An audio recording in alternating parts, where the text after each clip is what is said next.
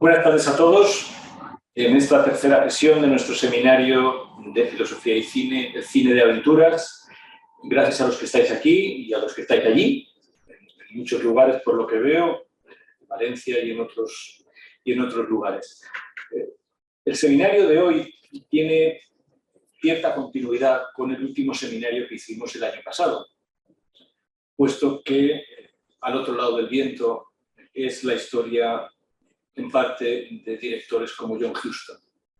De manera que algo de lo que dijimos a propósito de esa forma de entender el cine, de implicarse en el cine, está aquí. Que John Huston no forma parte como actor de la película, sino como director, que es de lo que iba Al otro lado del viento. Yo quiero empezar por esto, puesto que el rodaje mismo de La Reina de África fue una aventura, en toda regla. Esta sería la primera observación para unir, naturalmente, los seminarios que vamos haciendo y el nivel de reflexión. Otra reflexión que nos irá saliendo, puesto que he visto que Alfredo Pérez, al que presentaré enseguida, lo ha traído consigo, es, me refería a Gion Film, es que la película puso a prueba muchas maneras de entender el cine. La película es, por ejemplo, un fracaso del guionista James Agee, un excelente crítico de cine, quizá el mejor crítico de cine que hayamos tenido. Esta es la penúltima edición de su obra, y una edición más completa en The Library of America posterior, pero como guionista fue un auténtico fracaso. Y tanto en esta película como en La Noche del Cazador. Y naturalmente John Huston tuvo que asumir realmente la autoría del guión. Esto forma parte del hecho de que La Reina de África es una película sobre la aventura, y es una aventura en sí misma. Y esto tiene que ver con el estilo narrativo que Huston impuso a todas sus películas. Saldrá en el debate, pero como sabéis, esta película tiene una especie de película sobre la película, que es la de Clint Eastwood, que naturalmente nos advierte de una manera de hacer cine que quizás hoy esté puesta en entredicho por todos los lados, aunque la discusión seguramente nos llevará por aspectos feministas o coloniales que la película desmonta desde el principio. Para hablar de todo esto está conmigo José Alfredo Pérez, que es el codirector del curso. Yo solamente puedo darte las gracias, José Alfredo, porque habéis acogido en esta casa, si no sabía muy bien dónde estaríamos, pues, que sé yo, haríamos seminarios en algún portal o alguna cosa así, ¿no? O online, como solemos hacer, pero no deja de ser grato que podamos estar aquí, que podamos reunirnos todos los años en esta casa y que de alguna manera hayamos creado una buena costumbre de venir aquí a aprender a hablar de algunas películas. José Alfredo no es exactamente una persona que se haya formado en la filosofía del cine, pero ha llegado, como todos nosotros, a esto. Ahora tiene una línea de investigación, yo creo que muy importante, con muchos volúmenes publicados, especialmente sobre la relación del cine con la corriente filosófica que practica, que es el personalismo. Es un gran conocedor del cine clásico y debo agradecerle que aceptara encargarse del cine de aventuras y de esta película, que está algo lejos de sus planteamientos habituales, con lo cual para él también es una aventura hacerse cargo de esta conferencia. En fin, vamos a escucharte. Como siempre, tendremos después la oportunidad de un debate amplio que a mí me gustaría que fuera concatenado, que tuviéramos la capacidad de ir uniendo muchas de las cosas que hemos visto. En cierto modo, no solamente nos unimos con el John Huston que presentaba Wells, sino que duda cabe con ese mundo que vimos en el ciclo inolvidable de Anthony Mann y James Stewart, del que por desgracia no ha quedado registro, o el Ateneo lo guarda en sus arcanos más profundos. José Alfredo, muchísimas gracias. Adelante. Muchísimas gracias, Antonio, y bueno, pues para mí es un gran placer estar con vosotros una tarde más. Mi agradecimiento más sincero a todos los que estáis aquí, al secretario de la Facultad de Filosofía, al doctor don Alfredo Esteve y a todos los que formamos parte de la Torre del Virrey, los que estáis en los cursos del CEFIDE. Bueno, es una alegría volvernos a ver y estar aquí, pues eso, haciendo una aventura, que es practicar la filosofía a través del cine, ¿no?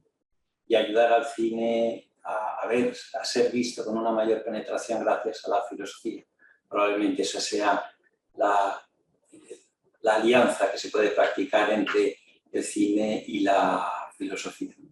Es verdad que sea el quinto seminario, pues ya le da solidez. Yo recuerdo que me enganché en el segundo, cuando me invitaste, eché de menos haber estado en el de Stanley Cavell, luego me pude sumar al de Robert Pippin, y a partir de ahí pues ya empezamos la aventura juntos con Anthony Mann, con las dificultades de la pandemia, Orson Welles, ahora el cine de aventuras, y ojalá lleguemos al ciclo deseado de Frank Capra, ¿no?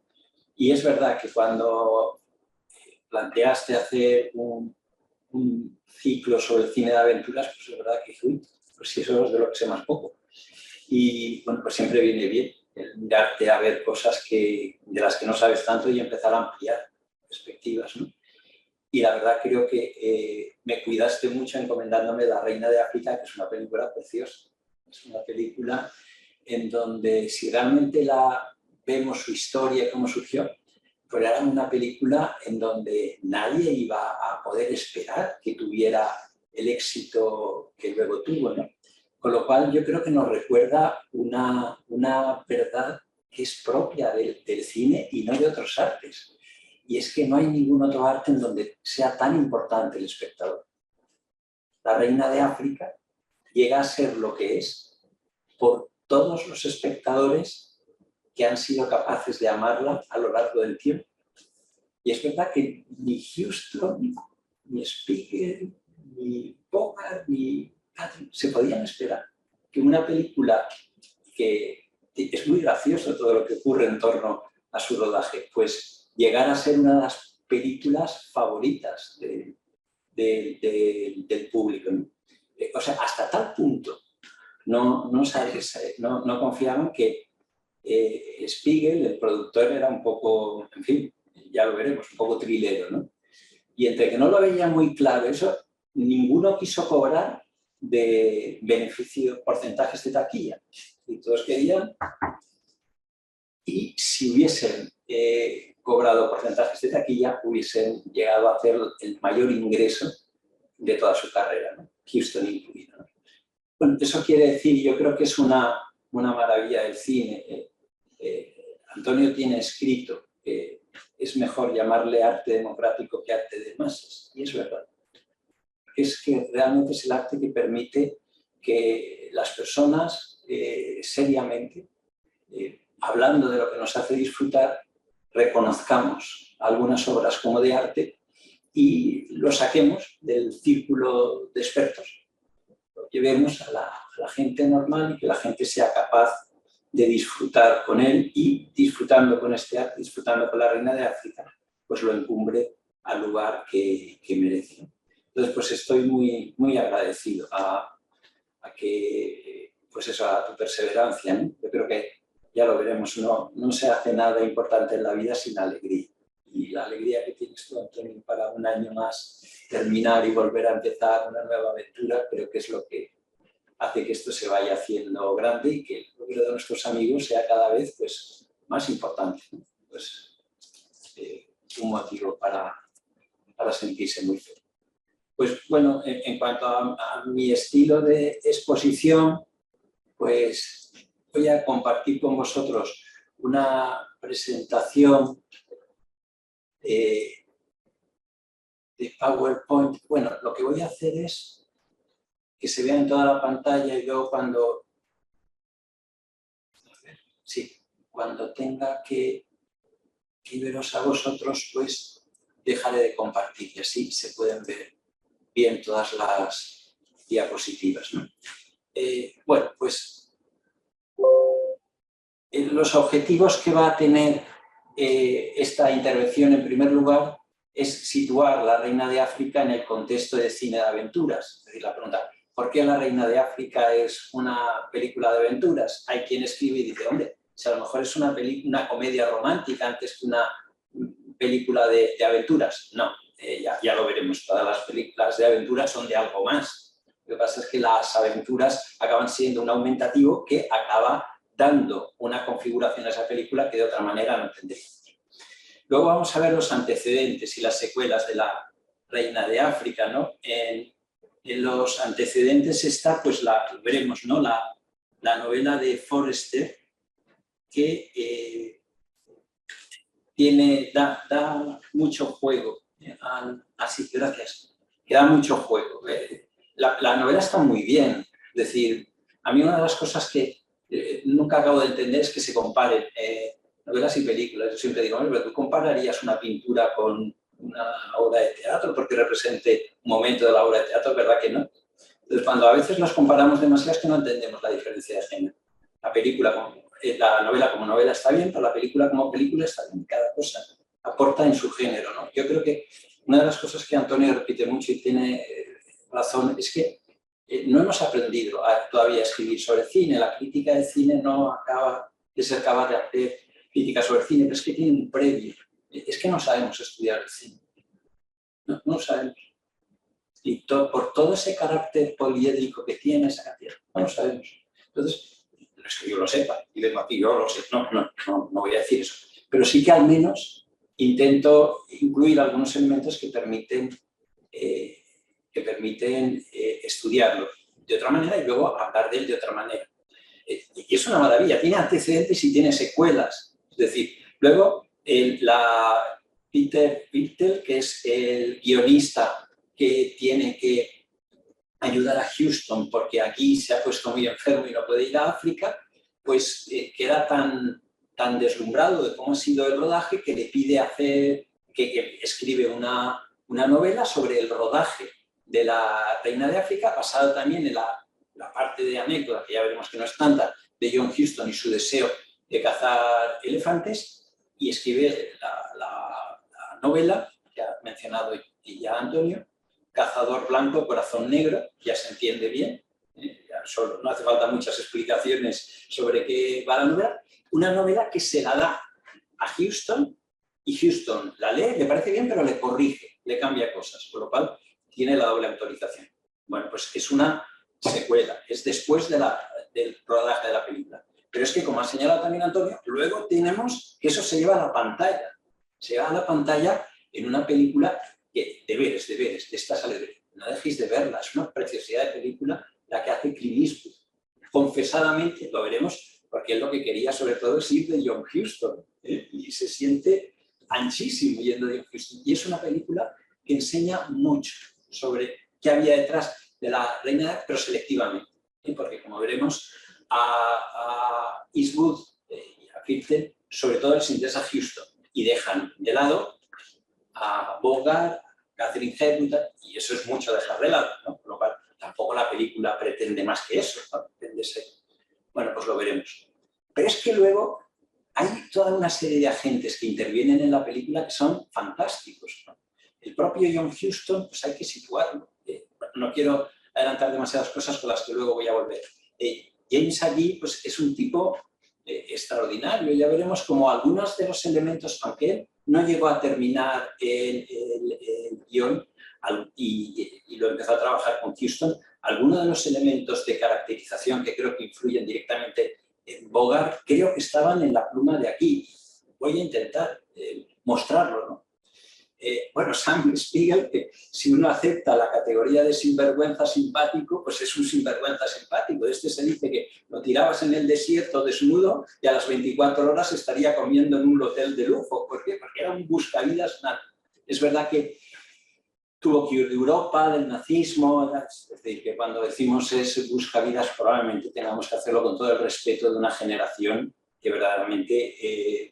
no sé, tenían armaduras en el alma, eran capaces de soportar muchas cosas que probablemente nosotros ahora no soportaríamos, ¿no? Bueno, relacionar La Reina de África con otras películas de Huston. Repasaré las que Huston le dirigió a Humphrey Bogart. Yo creo que es verdad, la cita esta que les ponía de Cabe, Bogart lo empieza a crear la estrella Huston, pero es verdad que a lo largo de las películas no siempre tiene esa misma fuerza y probablemente aquí yo creo que alcance uno de los cúlmenes, ¿no?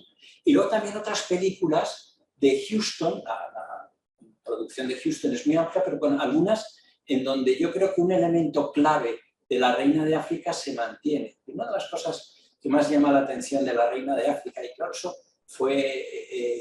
se pudo hacer por haberse llevado a la pantalla a Bogart y a Katharine Hepburn, que eso fue algo que consiguió el pillo de Spiegel, ¿no? Pero es que la polaridad que hay entre los dos, el clima que se crea, el cambio, es decir, es todo un monumento al respeto a las personas, ¿no? Y a Huston ese tema le gustó y volvió sobre él en otras películas que ahora lo veremos, ¿no? Luego analizaremos el trabajo de Humphrey Bogart y de Katharine Hepburn, muy poquito, dando unos trazos, muy poquito para todo lo que se debería hacer, pero vamos, algo sí que intentaré. Pero también de Robert Morley, el que hace de hermano de Ross. ¿Por qué? Porque es un personaje clave para que entendamos la evolución. Y muchas veces centrarse en Humphrey Bogart y Katharine Hepburn está muy bien, pero descuidar a Robert Morley lleva a interpretaciones que no responden a lo que es la película. Es verdad que Robert Morley, bueno, lo veremos, él no hizo ninguna escena en África, todo lo hace con transparencias, ¿no? Además, se ve que Katharine Hepburn cogió unas infecciones tremendas en África y se quedó delgadísima. En cambio, las escenas que hace con Morley están más rellenitas, porque son las que hizo en Inglaterra. Bueno, pues sí que es verdad que parece que él tiene como un papel muy secundario, pero no es verdad, y eso sí que te lo da a leer la novela. En la novela, el personaje del hermano de Samuel, pues no tiene la importancia que tiene la película. Y bueno, esto, como dice Luis Antonio, en el cine pocas cosas ocurren por casualidad. Cuando ocurren con una intención. Intentaremos verlo, que no le quita nada a los otros, pero sí que nos añade algunos elementos que son buenos para pensar. Creo. A ver, una de las cosas que tiene de buena el cine es que uno puede creer y estar equivocado y no pasa nada. Y uno pues, lo dice con su mejor intención y entonces provoca que a lo mejor otros le corrijan, que sabe más y ya está, pero habrá ayudado a que se enriquezca. Entonces, aunque yo así soy enfático y tal, porque me sale eso de ser profesor, pero es verdad que soy un poco enfático. Es decir, yo entiendo que lo que hago es proponer una vivencia de la película estudiada, pero bueno, no definitiva. Luego, plantear la cuestión del final feliz. Si veis, en el material que os he ido pasando, bueno, pues estaba ahí muy presente. Ya lo vimos, es decir, no fue fácil llegar al final feliz. ¿Tiene sentido esto del final feliz? ¿Es un invento de Hollywood? Ya os quisiera adelantar que no es un invento de Hollywood. Es decir, es algo que ocurre en Hollywood, pero la tensión entre la tragedia y la comedia tiene mucho que ver con el protagonismo democrático de las personas. Lo dejo ahí y volveremos. Y luego las conclusiones, claro, esto es lo que, queridos amigos y amigas, más podéis disentir conmigo con toda justicia, pero yo creo que eso, la Reina de África te pone tan contento y es toda una filosofía de la alegría, y esto es lo que voy a proponer. En el fondo, si yo dijera, ¿y por qué empezaste a escribir sobre el cine? Porque quería hacer filosofía de la alegría. Así de sencillo. Porque el cine te pone contento. Muchas películas, no todas, hay algunas que te dejan la cabeza. Pero muchas películas nos han puesto contentos como otras realidades no nos han puesto. ¿Y eso no tiene que ser motivo para la filosofía? Pues yo creo que sí. Y por eso esa cita de Julián Marías con la que estoy de acuerdo. ¿No habría que invertir más en alegría? Pues yo creo que sí. Vamos a ver, yo llevo muchos años convencido de lo siguiente, que a más inversión en tristeza, más control sobre las personas. Porque las personas alegres son capaces de hacer cosas. Y estamos en tiempos en que solo quieren hacer cosas unos pocos. Unos pocos que se han inventado un nombre para una dulce ocupación. Lo llaman inteligencia artificial. Como si lo artificial pudiera tener inteligencia y como si pudiéramos guardar reverencia a que unos cuantos hayan aprendido procedimientos adelantados de gestión informática y ahora nos los quieran vender como la solución para todo. Pero para muchas cosas sí, que sería un aeropuerto, etcétera. Pero para los procesos de participación de las personas, para la gestión de las entidades, para la toma de las decisiones judiciales, bueno, pues la filosofía de la alegría es una especie de decir que no vayan tan rápido que les hemos visto el truco. Bueno, después de la breve introducción, pues era el agradecimiento, de verdad yo estoy muy agradecido a que año tras año se me renueve la confianza y yo intente aquí hacerlo lo mejor posible. Felicito de todo corazón, yo me siento parte mínima, pero parte de la Torre del Virrey, no solo de la Universidad Católica, y entonces me siento muy feliz de ver todo lo que se hace desde la Torre del Virrey, y además genuinamente haciendo mucho con muy poco. El fundador de la universidad, don Agustín García Casco, me dijo una vez con gracia, y bueno, creo que está bien que lo repite, dice, pues Alfredo, cuando al principio trabajaba mucho, dice, pues Alfredo, no te preocupes, que ahora estamos en el momento en que pocos hacemos muchos, llegarán los días en que muchos harán poco. Bueno, pues esa es una lógica de las instituciones que hay que tener en cuenta, y este hombre, que ya me lo decía a su edad, creo que tenía mucha razón. Vale, lo nuestro es filosofía del cine o filosofía y cine, es decir, ahí jugamos. Probablemente sea mejor quitar el del y sea poner y, pero bueno, ¿qué hace la filosofía del cine? Bueno, pues lo primero es que respeta. Una buena filosofía que hace alianza con el cine es que respeta al cine, y el cine nos invita a mirar imaginativamente. A mí, de todas las maneras que hay de plantear cómo se produce la narración en el cine, la que más me gusta es eso, de que el cine nos invita a mirar imaginativamente. Nos invita a un tipo de mirar que tiene sus reglas, no te lo puedes inventar, si no dices las cosas que están en la pantalla estás contando otra cosa, pero al mismo tiempo es imaginativamente. O sea, yo no estoy tan seguro que los cognitivistas, Orwell, Carroll, acierten. Porque no, o sea, con una película no te llama a que tú te la representes, no la acabas de entender. Un puro ejercicio cognitivo, bueno, creo que representa algunas partes del cine, menos la esencial. ¿Sí? Te ayuda a disfrutarlo, ¿no? Y la segunda, que es la pregunta de Robert Pippin, ¿qué se nos muestra de un modo propio que de otro modo no se vería? Es decir, eso es lo que hace el cine. Es decir, no cuenta las cosas de una manera que es como un ejemplo, ¿no? Las cuenta de otra manera y nos hace ver cosas distintas. No sé si me explico.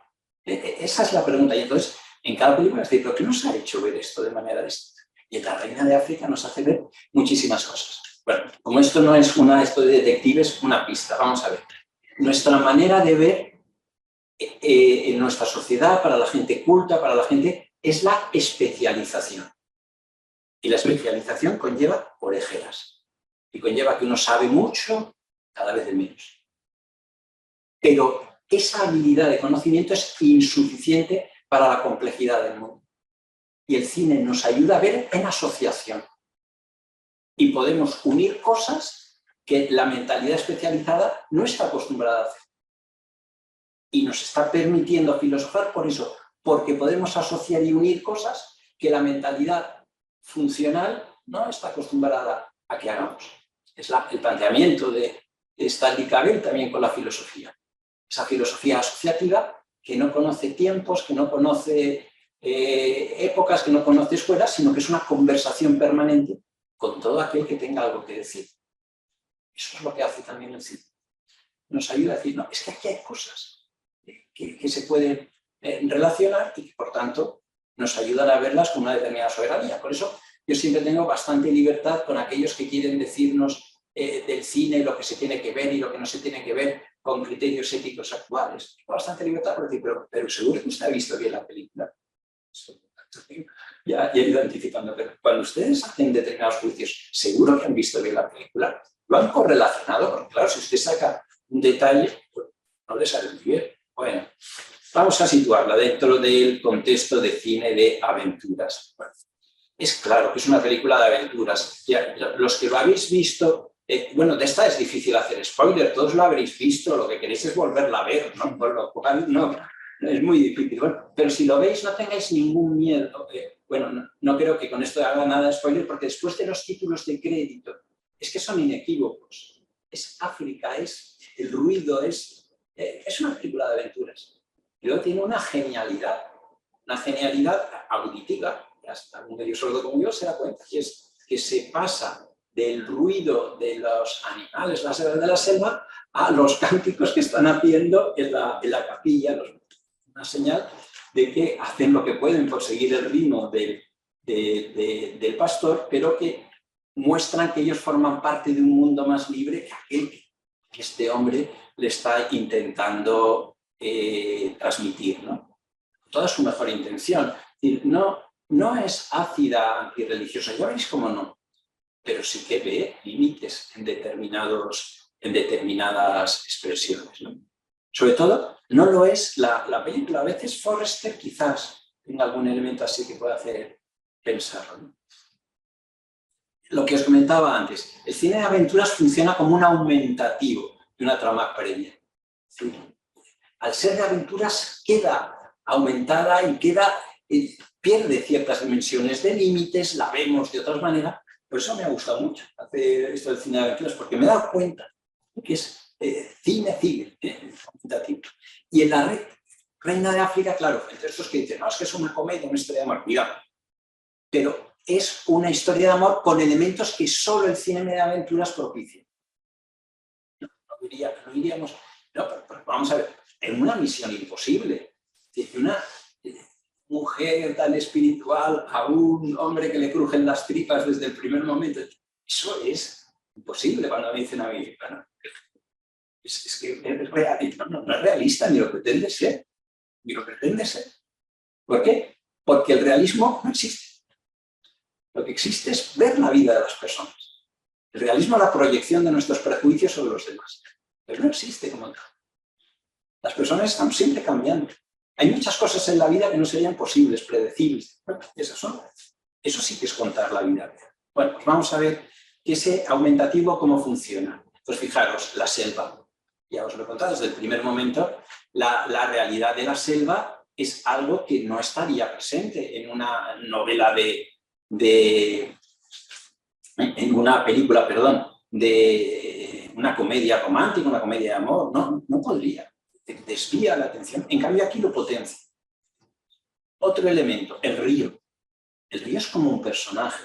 El río va ayudando a todo su proceso.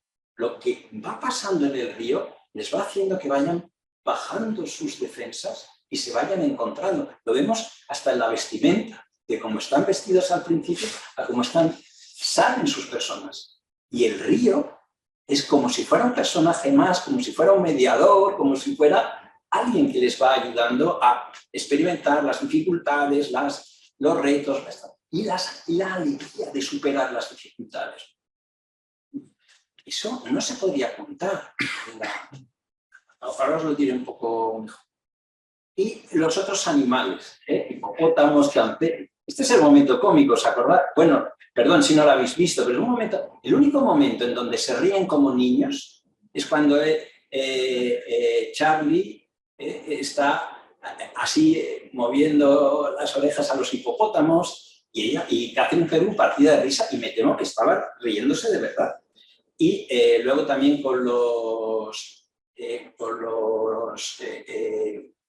yo creo que eran, no sé si eran chimpancés u otro tipo de especie parecida, ¿no? Esto está en las comedias, pues difícilmente, ¿no? Las screwball comedies eran comedias urbanas, ¿no? Y Stanley Cavell, siguiendo a Northrop Frye, introduce la consideración de la huida hacia el mundo verde como contrapunto en sus Marriage Comedies, es decir, ellos van a un mundo verde, la pareja, y en ese mundo natural ven cosas de sí mismo que hasta entonces no habían visto y se pueden expresar con una mayor autenticidad, ¿no? Pues ahí va, eso conecta con Emerson, sí, está genial. Pero es que aquí, desde el primer momento, la naturaleza se vuelve el personaje mediador, que permite a Charlie Allen y a Ross Catherine vivir su amor imposible. No, si se llegan a encontrar en Londres o eso, jamás, jamás. La selva les hace buscar el refugio en la barca de African Queen como su pequeña arca de salvación. Recuerdo, los alemanes no van por el río, van por la selva, van reclutando, y entonces, aparte del peligro habitual que tiene la selva, es la única manera de salvarse de los animales.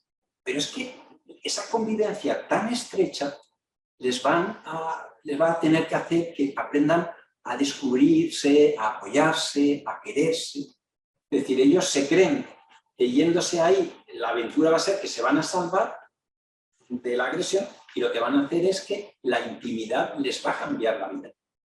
Pasa a ser su propia arca de salvación. El río, ya lo hemos comentado, ¿no? Los rápidos, los insectos, la amenaza de los cocodrilos, los juncos, son experiencias límites que les hacen crecer desde dentro. Y eso en la novela también es así. En la novela, el río, yo creo que está concebido, personaje. Y los animales son los que les permiten sentir la alegría de vivir.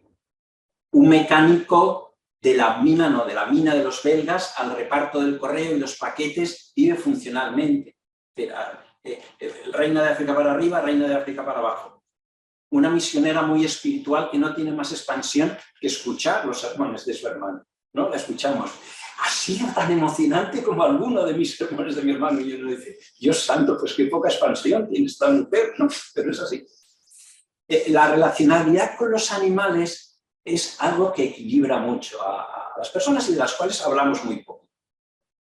No son personas, no son cosas, pero nos recuerdan a los humanos que no somos ni meros productores de cosas, ni criaturas completamente espirituales. Tenemos la vida, el primer don, que es lo primero que hay que disfrutar. ¿Cómo lo disfrutan los animales? Por eso es tan terapéutica la relación con los animales. Es el momento de risas. Y aquí me ha venido a última hora a la cabeza unas citas de Capra sobre eso, sobre la risa. En términos sociales, la comedia es una completa rendición de las defensas de uno. Si no te gusta una persona determinada, alzas las defensas, no ríes. Si una persona actúa de forma superior, si le temes, tus defensas están alzadas. No ríes ni con él ni de él. En consecuencia, antes de que puedas reír, tienes que rendirte, bajar tus defensas. Enemigos desconocidos, snobs, los sarcásticos, los llenos de odio, lo brutal, lo temible, lo feo, lo peligroso, lo desconocido, no suscitas risas. Ríes fácilmente entre amigos, les quieres, bajas tus defensas. Y ríes con facilidad entre los inocentes, los bebés, por ejemplo, ya sean humanos, animales o pájaros. No tienes miedo. Te ríes ante las juguetonas cabriolas de un cachorro de león, ante su inocencia. No te ríes de su padre, tienes miedo. Tus defensas están alzadas. Baja, es decir, es claro que cuando no se puede expresar de una manera más clara que se ha producido con ellos un cambio interior, cuando no siendo un momento emocionalmente denso, se dedican a reírse y a compartir. En las las Remarriage Comedy, en las comedias de renovación matrimonial, Cavill también lo dice. Y uno de los signos de que en estas parejas se está transformando algo es que se ríen juntos. Es si lo veis, la pícara puritana, cuando ella está a punto de pensarse lo del divorcio, dice eso. Es que me he reído tanto con Jerry. Bueno, vamos a ver los antecedentes y las secuelas de La Reina de África. Ya hemos dicho algunas cosas, ¿no? Antecedentes. Bueno, la novela esta se llamaba literalmente Cecil Louis Stockton Smith, conocido por su seudónimo C.S. Scott, C.S. Forester. No lo escucho. Sí, está bien. Es un escritor británico, escribió, ¿no?, sobre la Marina Real en las guerras napoleónicas, de la mano de su protagonista, Roger Hamplowell, guionista de Hollywood, que ha tenido más películas, ¿no? También a ti te gusta mucho de... Horacio Hornblower con Gregory Peck. Con Gregory Peck, ¿no? Por cierto, yo estaba encantado de un reportaje que hay en el DVD de La Reina de África y está muy bien, pero tienen un patinazo grande que dice, no, Forrester es un personaje misterioso, no se sabe si vivió o no vivió. Wow, ¿no? Que confundí con otro escritor parecido del que hay una película, un escritor que no sabía de su habitación. Se llama igual. Yo lo he confundido a los dos. Hay una película sobre ese escritor. Vale, pues entonces queda redimido ese. Quiero recordar que no, la interpreta Sean Connery. Corregidme si alguno lo ha visto. Vive en una habitación y tiene una relación con un adolescente que es con quien consigue salir de ahí, pero se llama igual. Y ahí se llama Forrester. Pues yo creo que la película se va descubriendo a Forrester. Así es Sean Connery, si no me equivoco. Sí. En uno de los papeles, una película pequeña, menor, pero uno de los papeles más bonitos de Sean Connery. Sin duda, sin duda. Ese es el patinazo. Bien, pues... Si lo estoy patinando yo ahora, ¿eh? Bueno, pero ¿quién no se ha equivocado en esta vida? Que está todo el tiempo callado. Nosotros hablamos, nos equivocamos, claro que sí. Bueno, hay lo que os decía, un final para la versión americana y otro para la inglesa. Sí, en la novela, que fijaros qué cosa más curiosa, ¿no? La venden en Inglaterra, un final de Estados Unidos, y no le gustaba, ni uno ni otro. Y Huston toma nota de eso. Y además, entramos en Sam Spiegel. ¿Por qué hacen esto? Porque era de 1935, estamos en 1950, 15 años ya no podían pedir tanto por derechos. Tal cual. Es decir, estas cosas que dice, y a pesar de todo sale una maravilla de película, una cult movie, como se dice ahora, ¿no? La secuela es esto, Cazador Blanco, Corazón Negro, de Peter Pirtel, que ayudó a terminar el guión ante la enfermedad de James Agee, que aprovechó para escribir esta novela con el permiso y la supervisión de Huston, y el afán de Huston de cazar elefantes. Eso está bien situado, no mató ni uno. Es decir, y lo consideraba, es más que una ilegalidad, es un pecado. En el sentido que tiene el pecado de decir, es lo que no se puede justificar como bien en ningún momento, y es una ofensa que va más allá de las intenciones de uno, ¿no? Pero es verdad que sí que tuvo esa inquietud, y sí que es verdad que por irse a cazar, pues no recibió a Katharine Hepburn, no recibió a Bogart y a Lorin Bacall cuando fueron, y claro, se pusieron aquellos de los nervios, y eso dio lugar a la novela y dio lugar a la película de Clint Eastwood. Una estupenda película, y lo que hemos comentado, se dice que sobre todo a él le encantó, es que era todo un personaje. Houston era todo un personaje, y que Clint Eastwood se quisiera meter en la piel de Houston, pues estaba más que justificado. Y aparte la película, yo creo que sí que revela muchas cosas del Houston real, que a veces no salen del todo en la película. Por ejemplo, su clara oposición al nazismo, su clara oposición a la ambigüedad con respecto a los judíos. Es decir, yo creo que de los que persiguen a judíos, yo creo que tiene escenas, o sea, Eastwood tiene ahí escenas que son para enmarcar y que hablan de la realidad del personaje. ¿Puedo interrumpir una cosa para...? Sí, a veces conviene tirar a los ídolos de los pedestales. La viuda de Wells le llevó a Clint Eastwood al otro lado del viento para buscar la colaboración de Eastwood en la posibilidad de hacer la película. Eastwood le hizo ver que estaba interesado solo porque quería hacer la película sobre John Huston, con lo cual aprovechó todo lo que de John Huston había en el otro lado del viento, y luego, cuando ya lo había visto todo, había visto el material, del que sacó cosas. Después de ver el otro lado del viento, Cazador Blanco, Corazón Negro, se ve de otra manera. Entonces le dijo, no me interesa la película.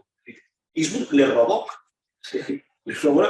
en este juego, que seguramente después de la discusión, de qué eran estos directores, que fundamentalmente eran, no sé, magnates, dioses, personajes más allá del bien y del mal, que es lo que trata la película. Entonces, Eastwood robó material de Wells para encarnarlo en la película. Por eso la película trabaja con cosas de primera mano, real. Sí. En fin, de la O sea, yo creo que la película tiene muchas cosas que que son reconocibles, claro, lo que tú señalas, pues es todo un lunar, para que vamos a omitirlo, ¿no? Yo creo que a Houston no le había importado en absoluto. No, que va. Y seguramente a West tampoco. Sí. No, fíjate, ahora pondré una fotografía de Houston. He estado tentado de las traer, hay una muy bonita de Houston agarrado así a Wells con muchísimo cariño. Pero al final he preferido poner una de la edad que tenía más o menos Houston en La Reina de Aragón. Bueno, la preproducción, es decir, ¿cómo se va o sea, si aceptamos preproducción antes del rodaje? Bueno, pues ¿quiénes son los personajes de antes del rodaje? Son los tres. Houston, aquí y Sam Spivey. Claro, Houston es el director y me diréis, hombre, ¿pero por qué lo pones tan bien como en la preproducción? Porque claro, Houston, antes que ser director, fue guionista. Y se suele decir mal, se dice, es el primer guionista que pasó a director. No, el primero fue Preston Sturges, un año antes con El Gran McGinty y Navidades en Julio, que son de 1940. El siguiente fue Houston.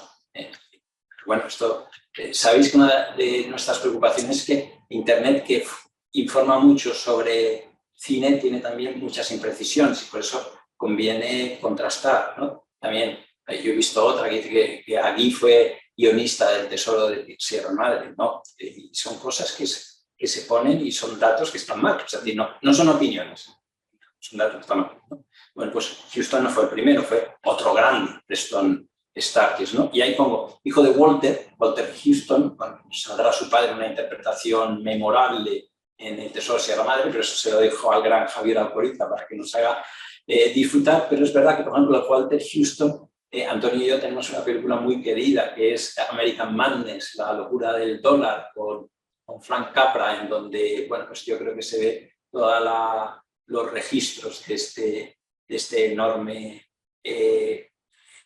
actor, ¿no? Y luego es el padre de Angélica, ya la veremos que hago alguna alusión a dublineses, ¿no?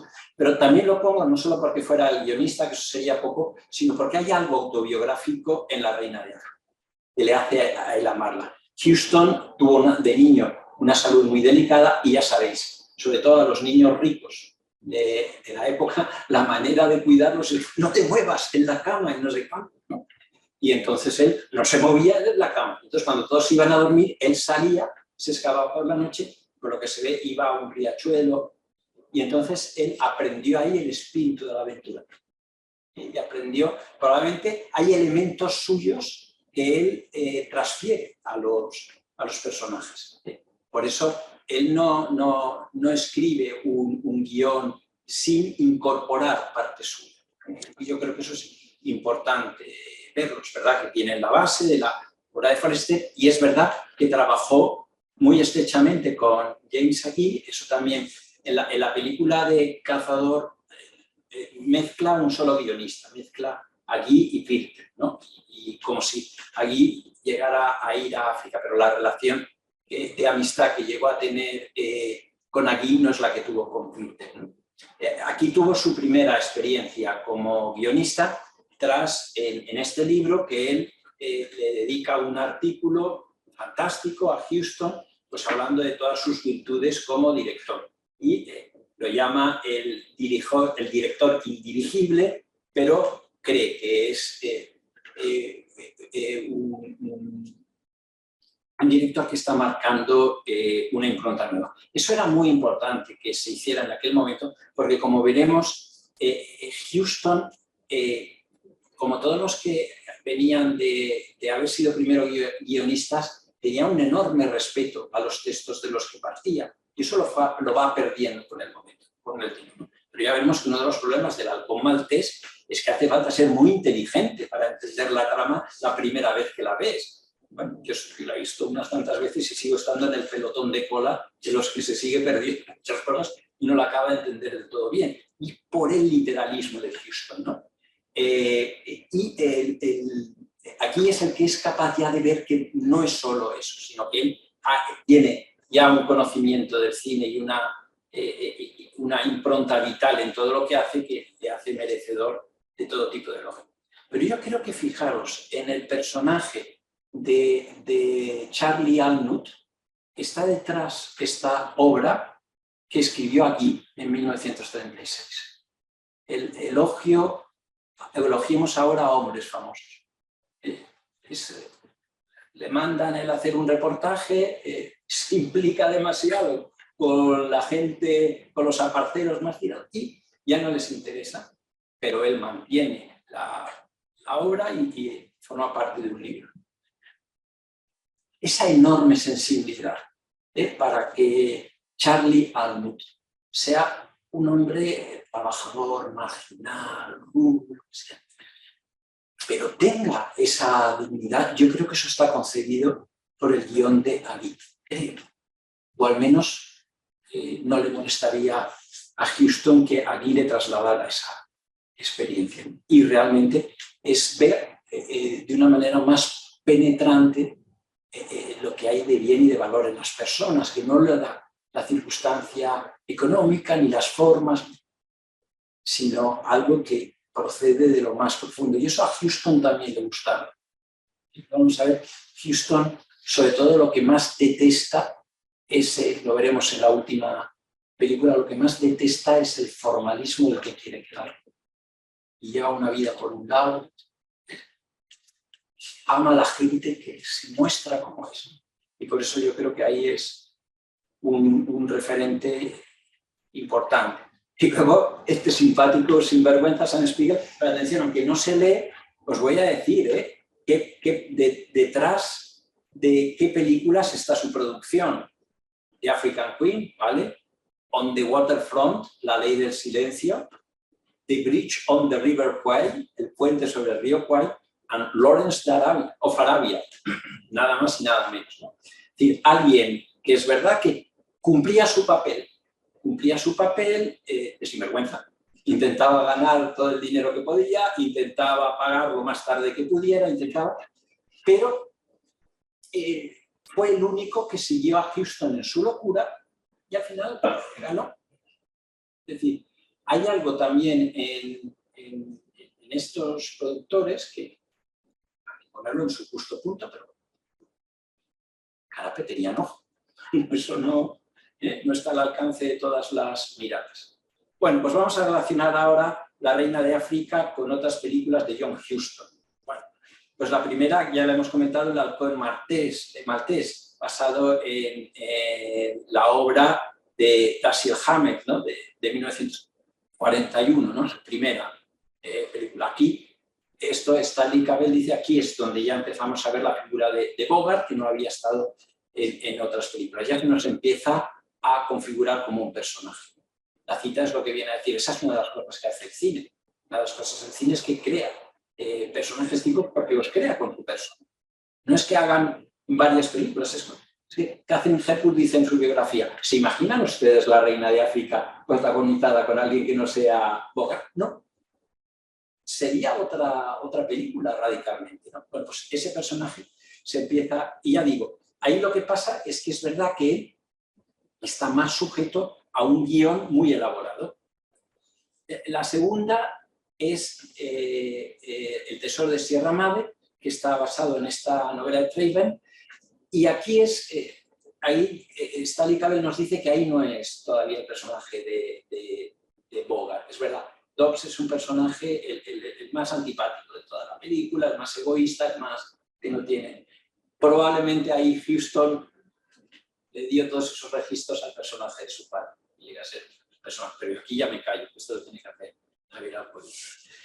La tercera, de 1948, Cayo Largo, basado en la obra de teatro de Mansworth Anderson. Y aquí se nota mucho que está basado en una obra de teatro y ahí no hay la misma flexibilidad y tampoco es fácil de seguir en todos los giros y los retruécanos que tiene la... Y también lo pasa lo mismo en La burla del diablo, ¿no? Que normalmente se dice, es de Truman Capote. No, es de Claude Cockburn, lo que pasa es que Truman Capote hizo el guión. Y es una película que ahora he visto que la han restaurado, porque hasta ahora la hemos visto en copias malísimas, pero es también de difícil seguimiento. Con lo cual yo creo que el Bogart más Bogart de todo Huston está en La Reina de África. Y luego otras películas en donde Huston sigue trabajando en esa polaridad, ¿no? Por ejemplo, en Heaven Knows, Mr. Allison, solo Dios lo sabe, Mr. Allison es una tensión entre un marine americano y una monja, Deborah Kerr, y hay un enamoramiento, pero queda un enamoramiento que queda ahí. Es decir, así como con toda dulzura y sin ningún tipo de violencia, el enamoramiento de Charlie y de Rose prospera, aquí no.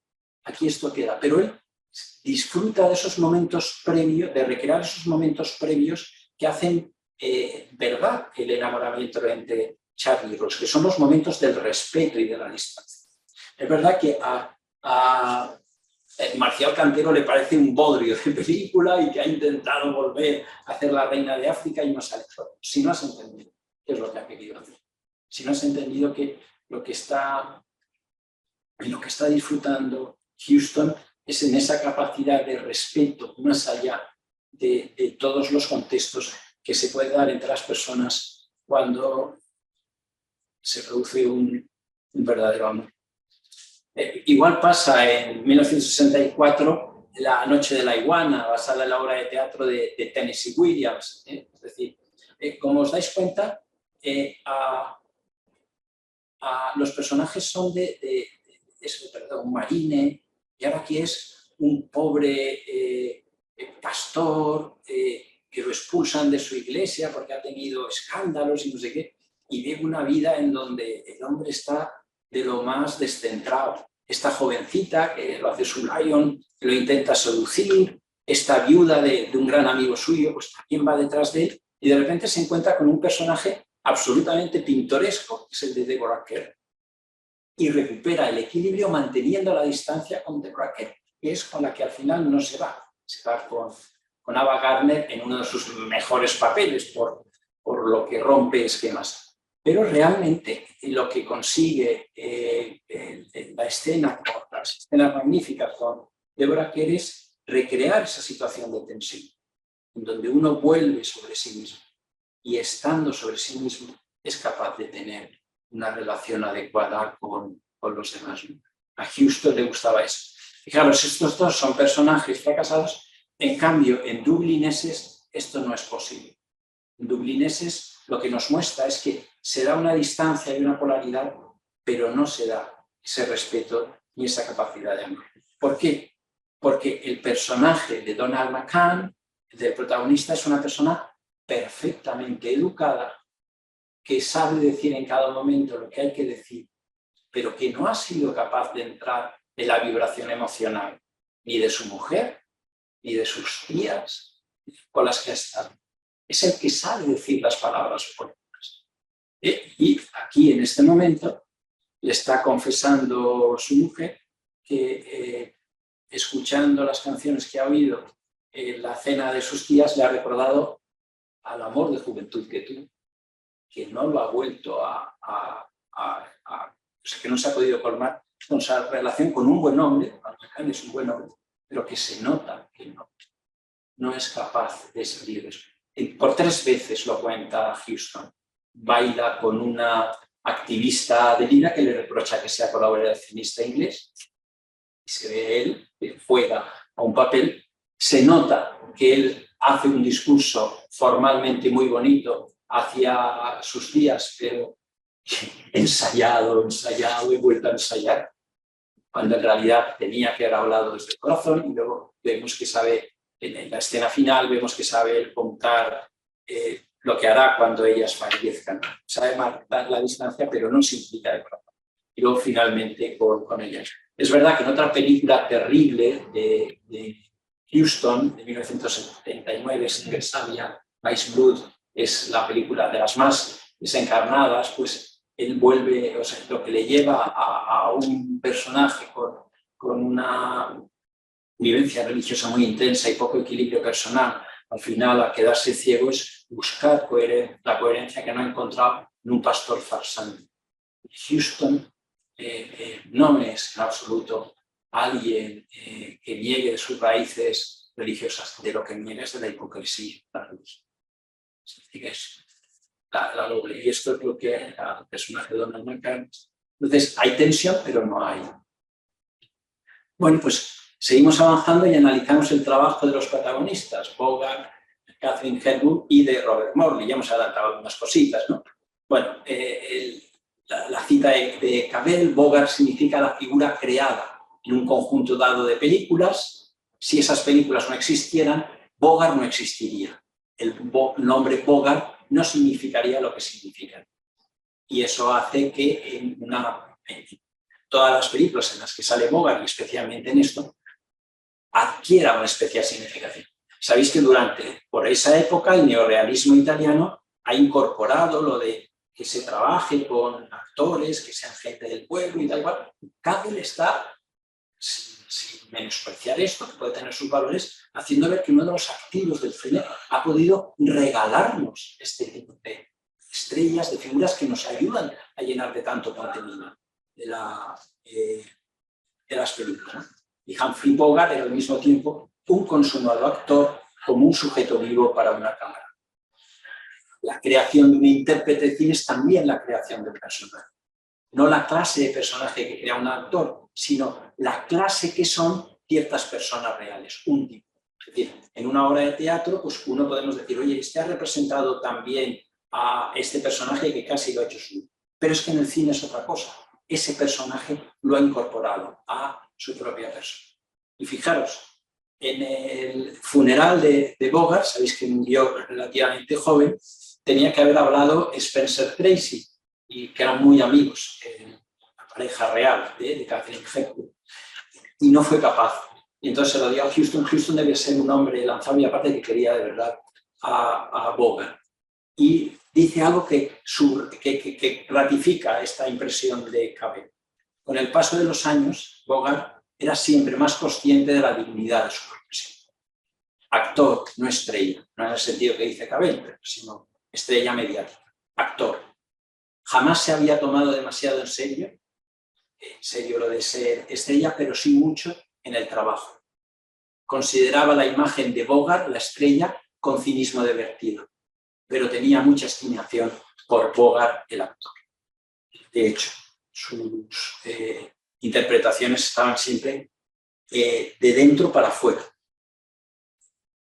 Bueno, pues La Reina de África, fijaros, Bogart es lo que es, pero gracias a Katharine Hepburn. Esto no os lo he puesto porque aparece en muchas portadas, sino porque es la escena clave. La escena clave, poco antes de que ya vayan a irse contra Luise, la nave alemana, él quiere salvarla a ella. Y dice que él es el que sabe, que es el tal. Y entonces a ella se le hunde el mundo. Se le hunde el mundo porque pensaba que se había superado. Y que entonces dice, liar, es un mentiroso. No, claro, esta es la que nos hace ver que lo que presenta Huston en pantalla es la interacción entre dos personajes que crecen. Es decir, Charlie Alnott sabe que no es una mujer atractiva, que no, incluso podríamos decir es una mujer cursi, pero le fascina la altura y le recuerda cosas que hacía su madre cuando le leía la Biblia. Y solo cuando está borracho y eso es capaz de meterse con ella y decirle flacucha, encantadora de esa. Pero rápidamente sí. Todo lo que ha cambiado el barco desde que está usted y se afeita. Bueno, y ella como está enfadada con él porque él no quiere ir a destruir la nave de los alemanes, pues se pasa su tiempo de tensión. Vale, pero y luego esa escena termina diciéndole Rosa, Charlie, pero te das cuenta que acabamos de tener la primera discusión de pareja. Es decir, claro, el éxito que tiene Huston es que sabe coger a estos dos monstruos y les permite realizar una interacción que suena muy verdad, que consigue hacer posible lo imposible. Esto que tradujiste también, María, de Pipi, mi primicia, el libro del mundo, que se editó In a Lonely Place, en un lugar solitario, es como el antitipo de lo que ocurre aquí. Aquí, entre el personaje de Bogart y el personaje de Gloria Graham, hay atracción, pero no hay interacción, hay desconfianza. Pippin lo señala muy bien, son representativos de la desconfianza, de que no se ha creado ese canal de la interacción que se produce en La Reina de África es uno de los éxitos, pero no perdamos el contexto. Probablemente en el apartamento donde estaba, a lo mejor no hubiese podido ser. Pudo ser en un contexto en donde sus personas se podían expansionar más. Bueno, pues La Reina de África, claro, cuando ves esta escena, dices, pero ni de casualidad que esta se va a enamorar de esto, pero vamos, en todos los días de la vida. Esto es una misión imposible. Y eso es todo lo que le da atractivo. Es verdad, si no, vamos a ver, si habías visto la película, aunque no hubieses visto la película, uno que hubiese visto los carteles de Catherine Hepburn y Bogart se lo imaginaba. La situación ideal sería uno que no conozca ni a Bogart ni a Hepburn y ve esto, se lo podría llegar a imaginar, pero bueno, habría muchos elementos que no. Pero con todo, entonces le cabría una pregunta menor, ¿y cómo es posible? ¿Cómo es posible? ¿Cómo es posible que lleguen este momento feliz? No han pasado los rápidos, han sido capaces y se abrazan y dan vueltas de alegría. ¿Cómo pueden llegar estos a esto? ¿Cómo pueden llegar? ¿O cómo pueden llegar a expresar esta ternura? Porque claro, perdón, un momento eufórico, ya me entendéis, bueno, solos y en una barca, bueno, pero esa ternura, mirad, el gesto de los dos es difícilmente más expresivo, ¿no? Pues mirad, la clave, aquí no lo vuelvo a sacar otra vez porque sea una portada, la clave es que son dos personajes de allí, son dos, podríamos decir en castellano, don nadies, no tienen nada que fingir, ni que presumir, ni que nada. Eres un hombre llevado por las circunstancias, que sobrevive en la selva. En la novela sí que se dice explícitamente que tiene su amante nativa y tal y cual. Eso no. Y ella, eso lo dejo un poquito para más adelante, ¿quién es ella? Fijaros, una de las cosas que decían de fracaso es decir, pero ¿cómo se le ocurre a Catherine Hepburn ir sin arreglarse ni nada? Es decir, si esta había sido veneno para la taquilla, porque tiene un físico un tanto particular y en las primeras películas no tuvieron ningún éxito. Entonces, una de las cosas que decían los que no querían invertir, una película en donde la Hepburn sale sin cuidar y tal y cual, y sale representando su edad y tal y cual, eso está llamado al fracaso. Vale, pues para entender esto, para entender el personaje de ella, hay que entender el personaje de su hermano, Samuel. El personaje de Samuel, bueno, la iglesia británica es una iglesia nacional, con lo cual los ministros están muy cerca de ser funcionarios. Él lo vive con una... Metodistas. Sí, pero de la iglesia... Perdón, pero forman parte de una estructura muy de la iglesia nacional inglesa, aunque sean metodistas. ¿Sí? La iglesia es verdad, la iglesia es metodista, pero forma parte de una... Ya lo veréis que ellos tienen una, es verdad, no tan identificada como la anglicana, pero sí que forman parte de un servicio que forma parte de la propia comunidad civil, ¿no? Y bueno, pues él, ¿por qué ha ido a África? Porque no era muy bueno en griego ni en hebreo, no era muy bueno, le costaba, le suspendían. Y entonces, bueno, se ve que la promoción ahí iban a estos países los que tenían. Y luego leer en la prensa que un amigo suyo, todavía más torpecico en los estudios, ya es obispo. Y es obispo porque se ha casado con una viuda muy rica. Entonces, claro, ¿qué es lo que nos está revelando? Pues que Ross le a pesar, si a lo mejor él no tuviera que haberse ocupado de su hermano, él también hubiese podido tener un matrimonio de conveniencia. Con lo cual, el nivel o el umbral de ser nadie de Rose es tremendo. Ni siquiera para su hermano es nadie que él tenga que estar agradecido. Porque le ha creado problemas en la carrera, pero bueno, no digo yo que no la quiera, pero bueno, Sí, la corrección de Antonio es completamente pertinente, ¿no? Pero bueno, siendo metodista también forman parte de un sentido nacional de Iglesia. Y entonces, lo primero que hacen cuando se enteran de que Inglaterra está en guerra es rezar. Rezar de una manera un poco decepcionante para los que vivimos la fe cristiana, porque no rezan por la paz, rezan para que bendiga las armas de Inglaterra, ¿no? Por cierto, después de una información fantástica de Bogart, ¿quiénes luchan? Francia, España, y yo sé quién va con quién, ¿no? Después de esto, y estos, fijaros, tienen esa reacción de un mundo que les ha llevado y ellos forman parte de esa mentalidad inglesa y rezan y tal y cual. Pero cuando llegan los alemanes, se reclutan a todos los nativos que son de su misión, queman sus casas, él tiene una primera reacción: no los voy a abandonar, no soy un pastor que huye cuando viene el lobo. Pero es que incluso gordito, fofo y sin nada, se enfrenta, le pegan un golpe, se cae. Y no solo le pegan un golpe si se cae, sino que se queda completamente aturdido. Ya no sabe ni siquiera que está en la fuga. Ross se da cuenta que el Robert de las escenas anteriores, funcionario que mira la carrera y tal y cual, ha cambiado. Y ha sido capaz de salirse de todo el rol, de salirse de lo que ha vivido y de defender a su gente. Y ante el fracaso ya no ha sido capaz de recomponerse. Ross se da cuenta de que el estilo de vida que ha vivido hasta ahora, en el fondo un estilo muy protegido, una estructura misional dentro de estaban en África, pero dentro de una estructura, ya hay que dar un paso más como ha dado su hermano. Su hermano ha sido capaz de defender.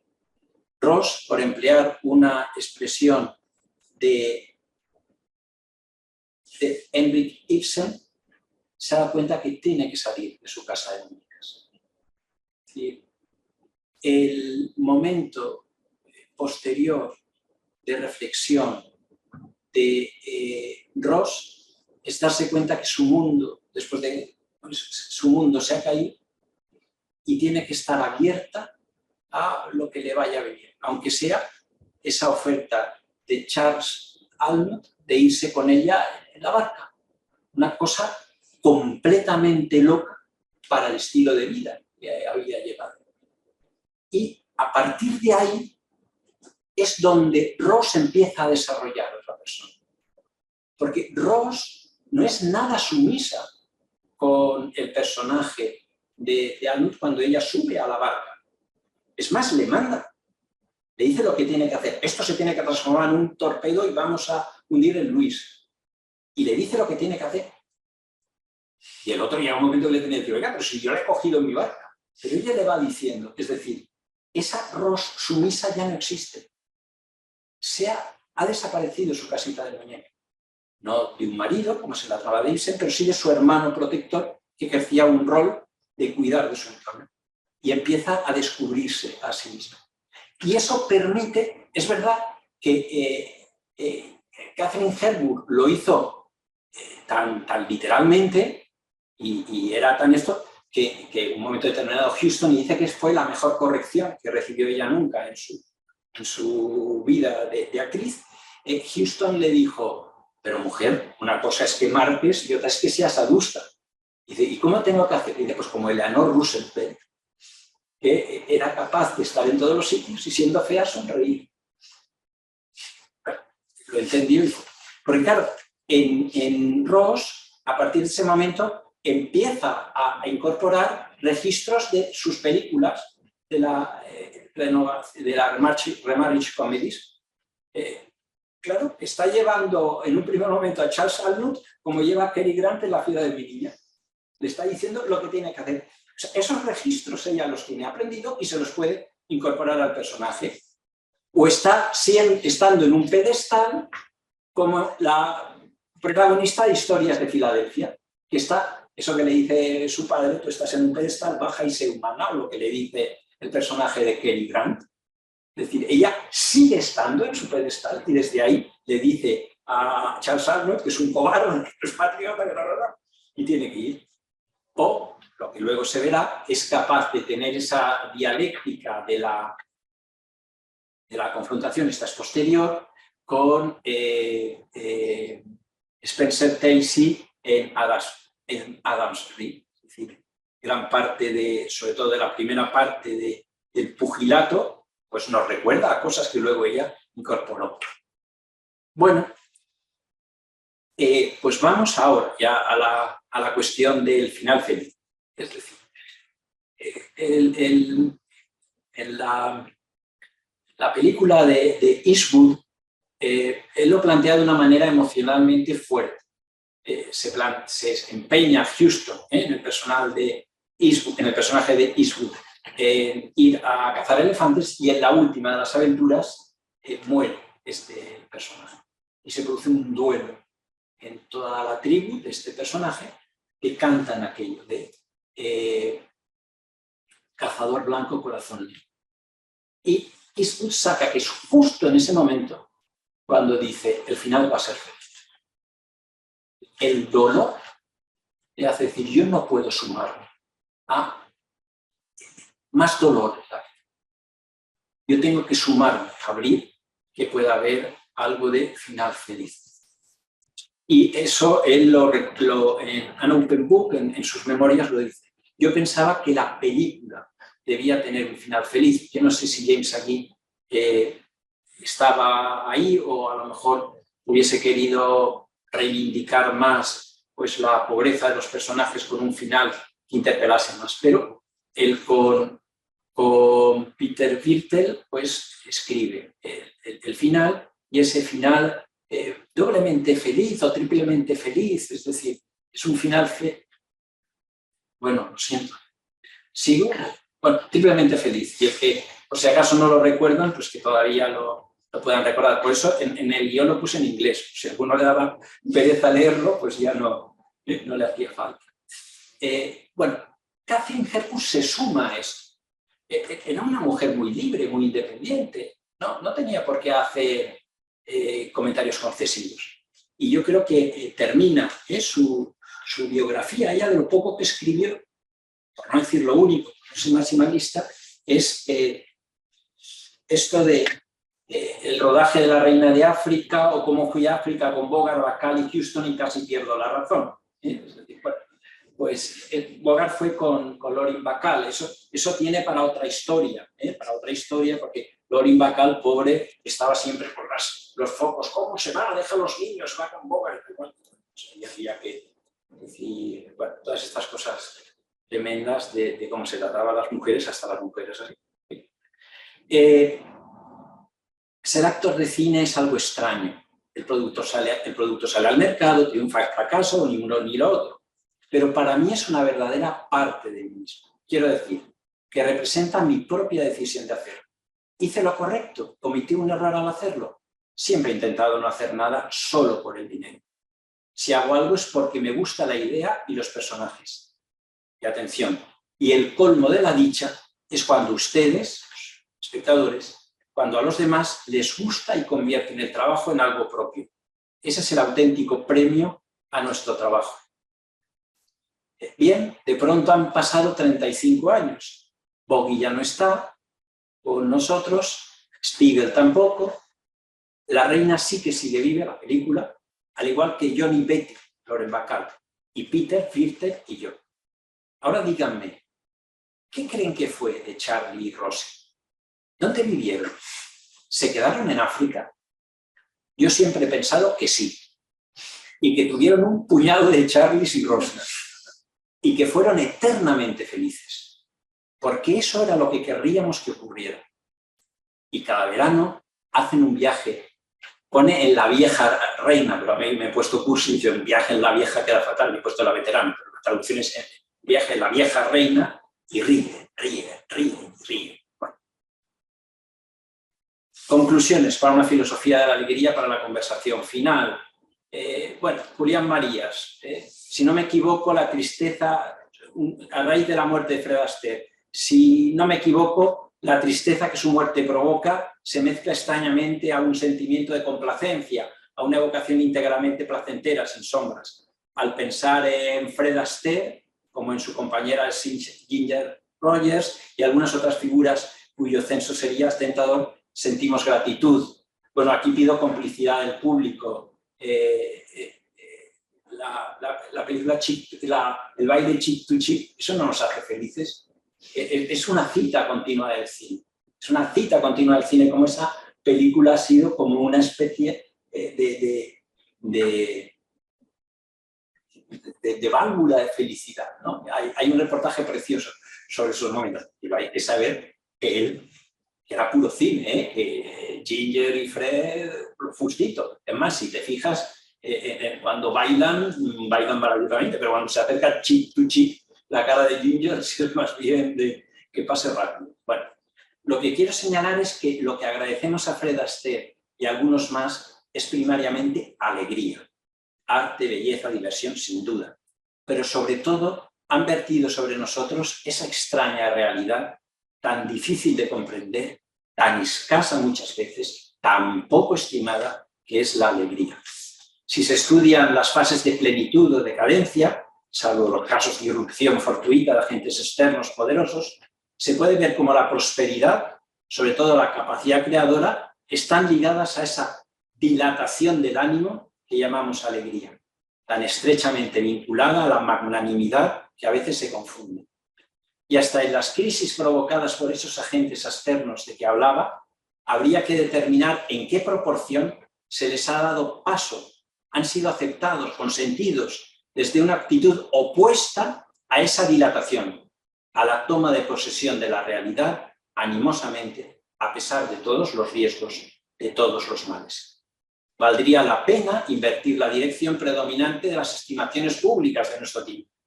Habría que recordar que la única justificación de la insistencia en los aspectos tétricos del mundo es la decisión real y no meramente verbal de ponerle remedio.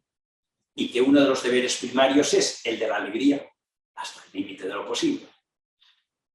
La segunda, Stanley Cavell.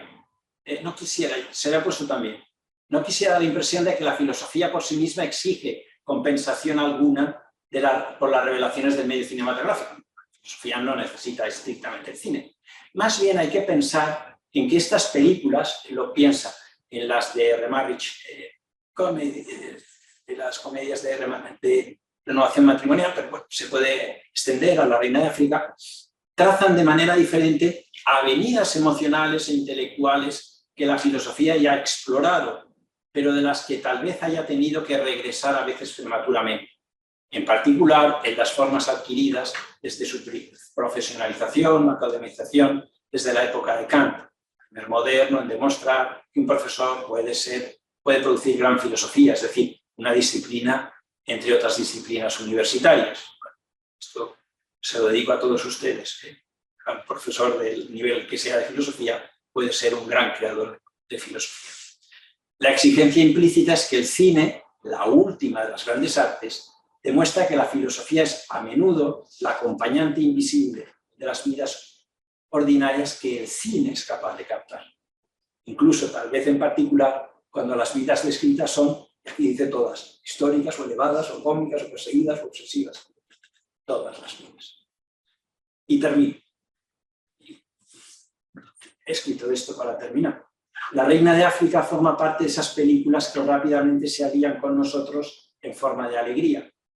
Nos invitan a buscar sus fuentes y lo hacen como la filosofía, invitándonos a despertar sin ninguna pretensión dogmática de poner el punto redondo a nuestra conversación. Trazan, acaben avenidas emocionales. ¿Cuáles? Recuperar nuestro sentido de seres vivos que necesitamos disfrutar de la naturaleza, de los animales, o salir de nuestras zonas de confort y aceptar las incomodidades propias de la aventura, o esforzarse por saber amar de verdad a las personas que amamos, dejándoles que sean ellas mismas, o a aceptar y bendecir los silencios y las distancias que evitan que manipulemos al otro, o a confiar en que nuestras luchas tienen sentido y en que la dilatación del alma que nos generan es una profecía de alegría que se cumple a sí mismo. Pues me lo he pasado muy bien. Muchas gracias.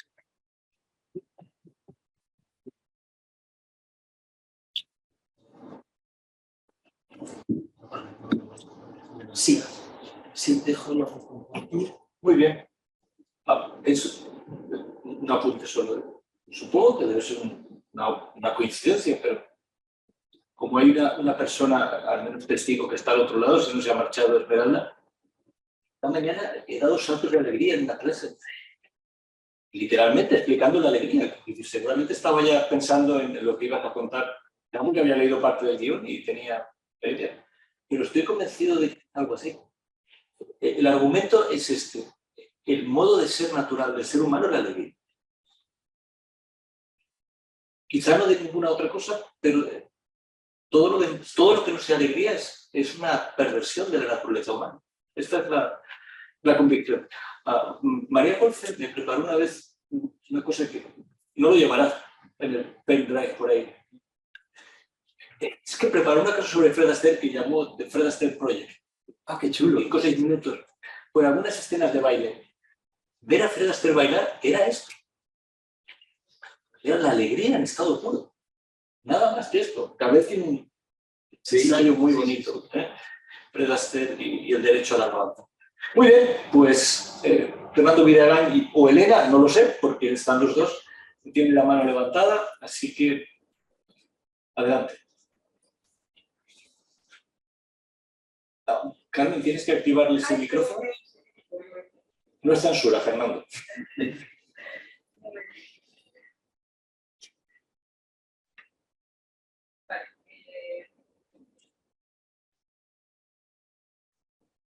Perfecto. ¿Se oye? ¿Se oye?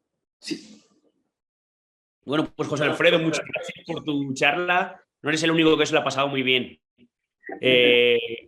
Bueno, la pregunta que me gustaría hacerte, más que, o sea, es una pregunta que también me hago yo, porque escuchándote hablar me he acordado de dos escenas de la película que en principio pueden parecer como menores o meramente anecdóticas, pero creo que pueden tener también una de las claves o pueden representar una de las claves de lo que entiendo que has dicho esta tarde, que a grandes rasgos estoy completamente de acuerdo, ¿no? Las dos escenas en concreto son dos escenas del principio de la película, ¿no? Porque de alguna forma creemos o parece que el principio de la película es algo así como anecdótico, introductorio y que la verdadera trama está en lo de después, ¿no? Pero me pregunto yo si estas dos escenas no las presentaría Huston con muchísima deliberación. Son las siguientes. Una es la de cuando el personaje de Charlie llega por primera vez a la iglesia y lanza su cigarro. Y los habitantes de allí como que se arrojan, ¿no? a tratar de cogerlo. La otra escena es la de cuando le rugen las tripas, ¿no? A Charlie cuando está tomando el té. Y me pregunto si estas no son dos referencias directas o dos influencias directas. La primera, la del cigarro, de una película que ya hemos comentado en algún momento y que supongo que trataremos más extensamente cuando hablemos de Capra, que es la de Vive como quieras, ¿no? La de You Can Take It With You. Esta escena del cigarro se da en un momento clave de la película, ¿no? En el momento en el que están en la prisión y allí discuten los dos protagonistas, ¿no? Los dos padres, bueno, el padre y el abuelo, sobre qué pasa en realidad con la gente común, ¿no? Esta categoría que Cabell usa tanto en referencia a Emerson, ¿no? De abrazar lo común, darse cuenta de la trascendencia en todos los sentidos, ¿no? De la extrañeza y a la vez la importancia que hay en lo común, ¿no? Esto por un lado. Y creo que si esto es lo que quiere representar, no es otra cosa la que podemos encontrar en la referencia de la escena del té, que es una referencia a tiempos modernos de Charles Chaplin, ¿no? Esta escena en la que hay una mujer como de la alta alcurnia más o menos y el personaje de Chaplin que está allí y de repente toma el té él y le rugen las tripas, pero toma el té ella y también le rugen las tripas, ¿no? Entiendo que el mensaje puede ser el mismo, ¿no? El hecho de quiero decir, creo que estas pueden ser las claves del transcurso posterior de la película, en la medida en que la verdadera aventura sea esta perspectiva democrática de la vida, ¿no? En la que cualquier persona puede encontrarse en el mundo verde, ¿no? Como dos perfectos desconocidos y empezar a entenderse, ¿no? En ese sentido, no sé si, me lo pregunto y os lo pregunto, ¿no? Si no serán precisamente esas dos escenas tan comunes, tan anecdóticas, tan aparentemente bajas, ¿no? Tan comunes, precisamente la clave de esto, ¿no? De hasta qué punto esta alegría que iguala a las personas, ¿no? O que permite que hablemos dejándonos o dejando de lado la antigua nobleza o las antiguas clases o las consideraciones sociales o las castas para adentrarnos en un mundo más aventurero, ¿no? En el mejor sentido, más alegre y pues esto, más filosófico, entiendo, en última instancia. Esa era la pregunta. ¿Qué creéis de estas dos escenas? Yo creo que va por ahí los tiros.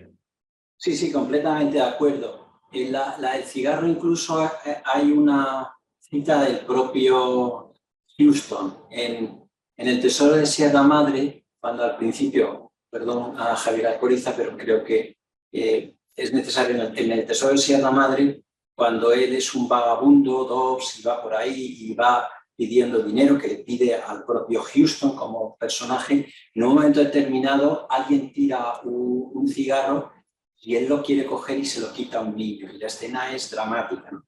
Aquí Houston le da la vuelta y la escena es un juego. Es una manera que tiene de, pues bueno, no nos parecerá lo más correcto posible, pero es la manera que él tiene de animar el cotarro y que jueguen a ver quién se queda con el cigarro, por lo cual cambia el sentido, pasa de tener un sentido dramático a un sentido de juego. También podemos criticarlo y puede no parecernos bien y sería muy correcto que no nos pareciera bien, pero bueno, en el contexto creo yo que la cita ayuda a entender así. Y efectivamente lo otro es así, es decir, lo otro es así y bueno, pues ya va haciendo ver que el personaje de Aldous pues introduce una autenticidad que las formas de Samuel y Ross pues no hacen más que disimular. Vaya por Dios, ¿cómo se le ocurre a usted decir? Le están cogiendo la tipa, llamar como una hiena, pero no lo dicen con palabras, lo dicen con mucha educación, ¿no? Y eso forma parte de la casita de muñecas. Es decir, esas educaciones formales, es decir, el saber estar es una de las maneras más eficaces de propagar clasismo. Eso, las novelas de Somerset Maugham lo reproduce muy bien. Es decir, cuando quiere representar a alguien clasista es el que sabe estar. Y el que sabe estar es el que sabe compartir miradas y decir, pues vaya, ¿este cómo se está comportando? Y eso es mucho más hiriente que cualquier otra expresión más directa, porque simplemente te están diciendo, eres inferior. Creo que sí, creo que aciertas plenamente y ese es un elemento que ya digo, pero la clave es mostrar que a Ross se le ha caído su casita de muñecas, ya no vive, ya no vale las reglas de autoprotección con las que ha vivido en casa de su hermano y ahora ya tiene que ser ella misma y empezar a tomar sus determinaciones. Ahí en el chat han escrito cosas. Creo que la mayoría eran presentaciones. Vale. He escrito algún comentario que se suele haber dicho. Eso es. Luis, ¿quieres que activar el micrófono, Luis? Ahora. Sí. Hola, buenas tardes. Bueno, no te puedo pedir que hagas más reflexiones sobre la risa porque lo has hecho magníficamente, claro. Yo te voy a sugerir si puedes hacer un comentario de dos elementos que los has tocado, pero no ha salido la palabra heroicidad en nuestro tiempo, pero yo creo que tanto Antonio en la presentación como tú en esa sorpresa relativa del éxito de este tipo de cine y de esta película en particular. Yo quiero pensar que hay algo de ver ahí la heroicidad del ser de nuestro tiempo, que no va a buscarla en ser el guerrero antiguo, sino en salir adelante en la vida a partir de situaciones imprevistas. Y el segundo elemento sería el diálogo efectivamente que no es una esgrima, el diálogo cuando no tengo que tener la guardia alzada y lo que estoy buscando es cómo herir al otro, o cómo ser más listo o cómo quedar mejor, sino que es una búsqueda común de algo que puede ser previo o que lo podemos encontrar en la aventura, que es siempre impredecible a priori. Esos dos elementos de heroicidad y esto segundo, pues si tienes alguna a bote pronto comentario, yo te lo agradecería. Muchas gracias. Muchísimas gracias, ¿no? Yo creo que sí que es verdad que subrayas dos elementos claves, ¿no? Dos elementos claves que permiten, ¿no? Fijaros que es una película de 1951, estamos todavía en un reciente, ¿no? El cataclismo de la Segunda Guerra Mundial, y es en ese tiempo de la Declaración Universal de los Derechos Humanos, de darnos una nueva oportunidad, de buscar las fuentes, ¿no? Es verdad que como la novela es de 1935, está ambientada en la Primera Guerra Mundial, pero a todos nos sonarán que los trajes caquis del ejército alemán están sonando a las tropas, creo que eran de la SA de Hitler, que iban vestidas de esa manera y que luego creo que la adoptó la SS, ¿no? Es decir, sí que está como mostrando esos escenarios de buena voluntad que pueden redimir a una humanidad que cíclicamente camina hacia la barbarie, el odio, la destrucción, ¿no? Y bueno, también son nuestros tiempos, también son nuestros tiempos, porque en nuestros tiempos vivimos con la cercanía de un conflicto que invita a la barbarie, a la destrucción, bueno, pues está ahí. Y luego, efectivamente, la fuerza de lo cómico, la fuerza de saberse reír, la fuerza de la alegría es lo que nos permite vivir como seres humanos.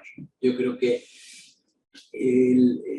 una de las energías de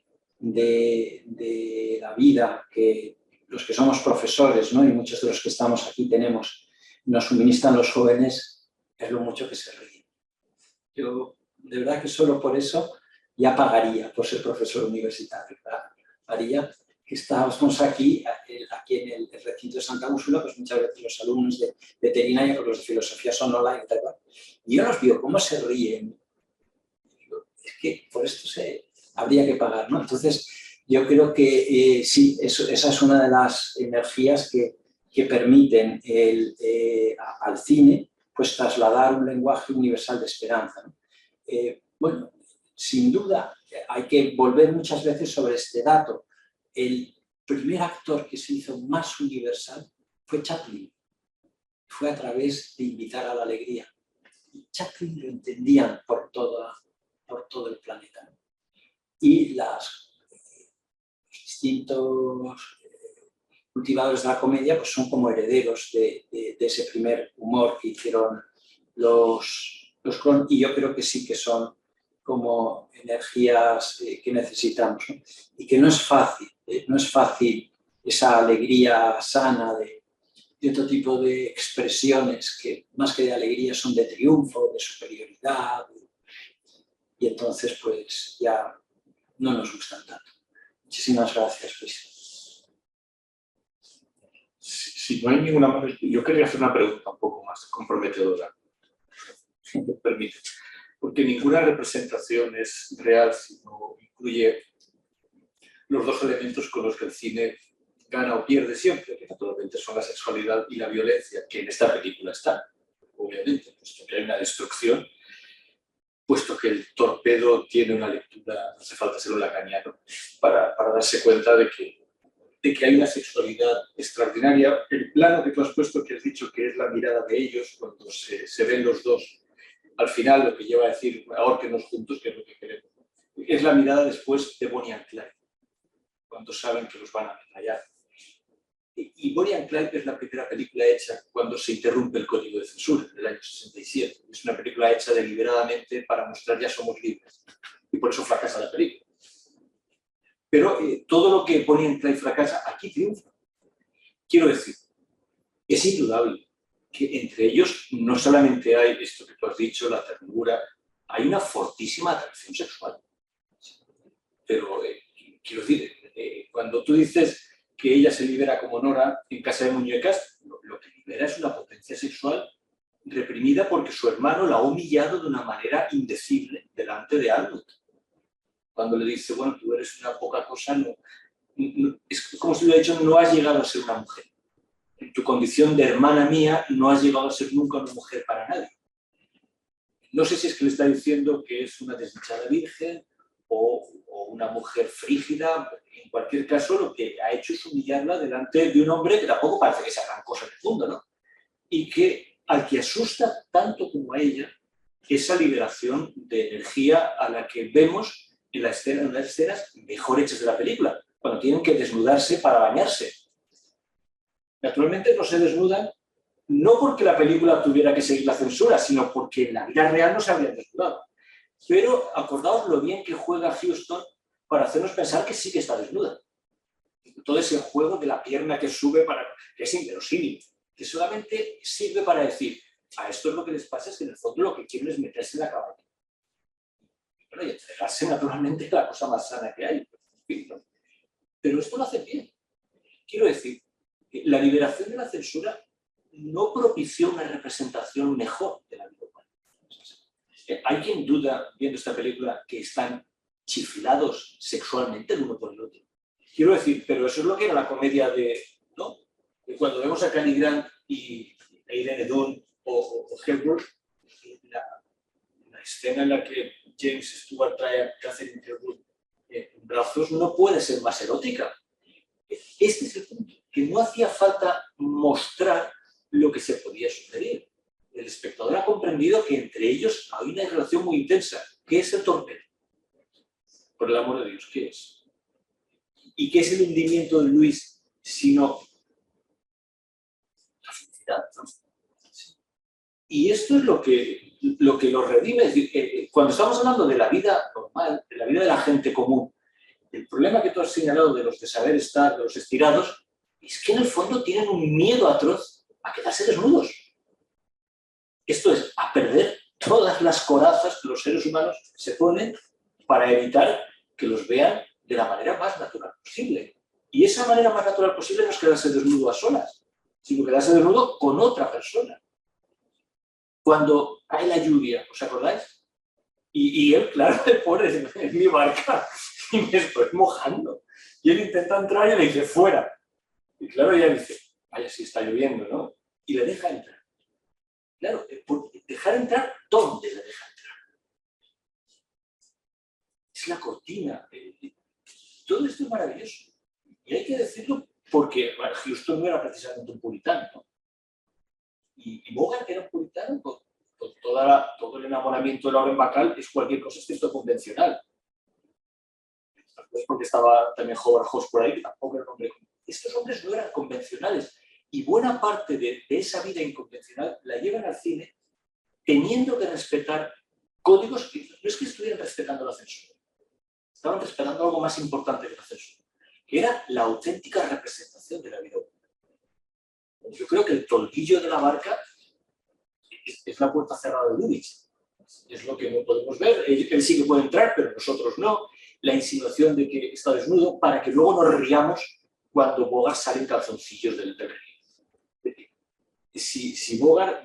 Luis ha preguntado por el héroe, pero ver a Bogart en calzoncillos, ¿no te parece la mayor heroicidad posible, Luis? ¿Qué actor habría querido salir del río con esos calzoncillos astrosos que lleva Bogart? Es que es la antiestrella. Cualquiera que me había dicho, yo esa escena no la filmo porque me van a recordar de la manera más... Y el tío sale en lo que todos habíamos interpretado que es que ya han logrado la mayor intimidad posible. Ya se conocen. No se conocerían si nos hubieran abrazado y desnudado y comprendidos. Conocido en el sentido bíblico de la palabra. No se habrían conocido. Y es una intimidad maravillosa, asediada por todas partes, con las fuerzas naturales que son más o menos hostiles, ¿no? Y que los obligan a abrazarse.